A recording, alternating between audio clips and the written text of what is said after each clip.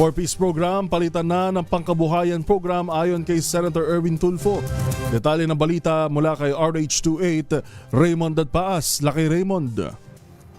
Panahon na upang seryosong repasuhin ang umiiral na Pantawid Pamilyang Pilipino Program o 4-piece program ng pamahalaan. Ito ang paniniwala ni Senador Erwin Tulfo na siyang bagong talagang chairman ng Senate Committee on Social Services. Ayon kay Senador Erwin, mismong mga 4-piece beneficiaries ang nagsabi sa kanya na mas gusto nila ng pangkabuhayan kaysa sa parang limos ang ibinibigay sa kanila ng pamahalaan. Masakit din daw kasi sa kanila na marinig sila tawaging mga tamad, pabigat at hindi nakatutulong sa bansa.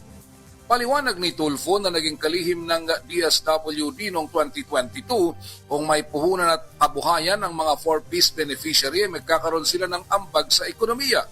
Dahil sa kasalukuyang sistema, unfair ito sa mga low-wage earner tulad ng mga security guard, janitor o kasambahay na hindi magkasya ang sahod pero walang buwan ng ayuda sa gobyerno tulad ng 4-piece dahil hindi sila qualified.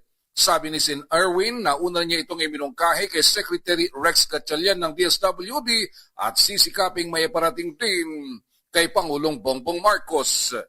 Ito si RH28 Raymond Dadpaas para sa DZRH, una sa Pilipinas, una sa Pilipino.